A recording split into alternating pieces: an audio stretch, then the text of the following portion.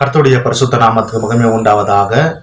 ஆண்டவராகிய இயேசு கிறிஸ்துவின் நாமத்தினாலே யாவரை நான் வாழ்த்துகிறேன். இந்த நாள் தியானத்துக்கு தெரிந்து கொள்ளப்பட்ட வசனம் மத்தேயு எழுதின சுவிசேஷம் 7ஆம் அதிகாரம் 24ஆம் வசனம் நம்ம பார்க்கும்போது ஆகையால் நான் சொல்லிய இந்த வார்த்தைகளை கேட்டு இவைகளின்படி செய்கிறவன் எவனோ அவனை கண்மலையின் மேல் தன் வீட்டை கட்டின புத்தி உள்ள மனுஷனுக்கு ஒப்பிடுவேன் என்று சொல்லி ஆண்டவராகிய இயேசு கிறிஸ்து சொல்றார் அன்பார்களே. அதாவது நம்ம ஆண்டவராகிய இயேசு கிறிஸ்துனுடைய மலை பிரசங்கம் மத்தேயு 5, 6, 7ஆம் அதிகாரத்துல நாம் எப்படி பிறர் பட்சத்தில் எப்படி நாம் நடத்தப்பட வேண்டும், பிறருக்கு நம்ம எப்படி நம்முடைய வாழ்க்கையை எக்ஸாம்பிளாக வாழ வேண்டும் என்று சொல்லி இந்த மலை பிரசங்கத்தில் ஆண்டவராகிய இயேசு கிறிஸ்து நம்மளுக்கு உபதேசித்திருக்கிறார் அன்பார்களே.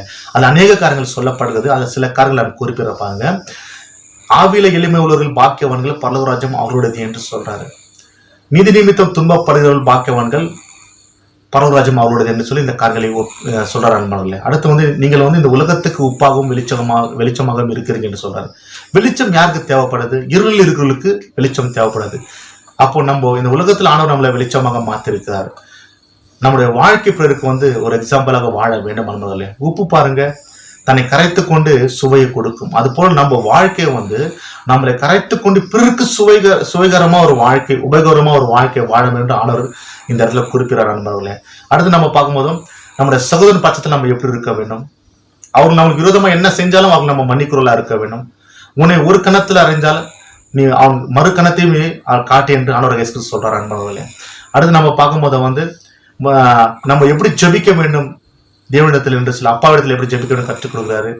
அடுத்து நம்ம பார்க்கும்போது முதலாவது தேவனுடைய ராஜ்யத்தையும் நீதியும் தேடுங்கள் என்று அதுவும் சொல்றாரு. அடுத்து நம்ம பார்க்கும்போதும் நீங்கள் குற்றவாளிகள் என்று திருக்காதபடிக்கு மற்றவர்கள் நீங்கள் குற்றவாளிகள் என்று சொல்லாதீங்க என்று சொல்றாரு. இது ஆண்டவர் இயேசு கிறிஸ்துனுடைய உபதேசங்கள் அன்பானவர்களே.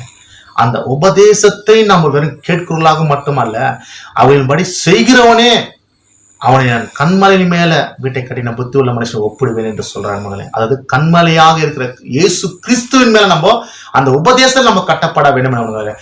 அப்படி நம்ம இந்த வார்த்தைகளை கேட்டு அவளின்படி செய்கிறவர்களா இருக்கும் போதோ அந்த கண்மலையாக இயேசுவின் உபதேசத்தில் நம்ம நடத்தப்படுறப்போ நம்ம ஆண்டவராக இயேசு கிறிஸ்துவின் வார்த்தையினால் நம்ம குடும்பங்கள் கட்டப்பட வேண்டும் அன்பார்களே.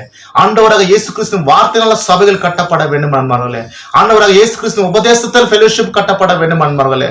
ஆண்டவராக இயேசு கிறிஸ்துவின் உபதேசத்துல சொந்த பந்தங்கள் கட்டப்பட வேண்டும் அன்பார்களே. நம்ம யாரெல்லாம் செத்துருவான்னு நினைக்கிறோமோ ஆண்டவராக இயேசு கிறிஸ்து உபதேசத்தினால அவங்க கூட நம்ம ஒப்புரவாக வேண்டும் அன்பார்களே. அவர்கிட்ட நம்ம ஆண்டவராக இயேசு கிறிஸ்து உபதேசத்தினால அவங்க அன்பு செலுத்த வேண்டும் அன்பார்களே. அப்படி செய்கிறவனே கண்மலையின் மேல தன் வீட்டை கட்டின புத்தி உள்ள மனுஷனுக்கு ஒப்பிடுவேன் என்று சொல்றாரு மகளே. எவ்வளவு பெரிய வாக்கியங்கள் எல்லாம். ஆனா நம்ம வாழ்க்கையில் நம்ம எப்பவுமே வார்த்தைகளை கேட்கிறவர்களாகவும் அடுத்து வார்த்தைகளை படிக்கிறவர்களாகவும் நம்ம அதோட ஸ்டாப் ஆயிட்டான மகளே. இந்த நாள் நம்ம இந்த நற்செய்தியை நம்ம வெறும் வார்த்தைகளை கேட்கிறவர்கள் மட்டுமல்ல, வார்த்தைகளை படிக்கிறவர்கள் மட்டும் அல்ல, அந்த வார்த்தையின் பகடம் அந்த வார்த்தையின் பிரகாரம் நம்ம நடத்தப்பட வேண்டும், செய்யுள்ளா இருக்க வேண்டும். அப்போதான் ஆண்டவர் இயேசு நம்மளை பார்த்து புத்துள்ள மனுஷனுக்கு ஒப்பிடுவார் நண்பர்களே. எப்படி புத்துள்ள மனுஷனா இருக்க முடியும் நம்ம பார்க்கும் போது ஏன்னா நம்ம கண்மலை மேல கட்டப்பட்டு இருக்கிறோம். அதாவது கண்மலையாக கிறிஸ்து மேல அந்த உபதேசத்தின் மேல நம்ம கட்டப்படும் போதோ நமக்கு என்ன வந்தாலும் நம்ம ஆவிக்குரிய வாழ்க்கையில ஸ்டாண்டர்டா நிற்க முடியும், நம்ம அசைக்கப்பட முடியாத நண்பர்களே. ஒரு நாள் நம்ம ஆண்டவர் இயேசு நம்மளை பார்த்து புத்தி உள்ள மனுஷன் நான் உன்னை ஒப்பிட்டு இருக்கேன் என்று சொல்லி அந்த வார்த்தை சொல்லுவார் அன்பார்களே. அதுக்காக நம்ம தேவ வார்த்தையினால நம்ம நடத்தப்பட்டு அந்த வார்த்தை நம்ம நிற்கும் அன்பார்களே. கர்த்தர் தம்மை இந்த வார்த்தையில ஆசீர்வதிப்பாராக. ஆமென்.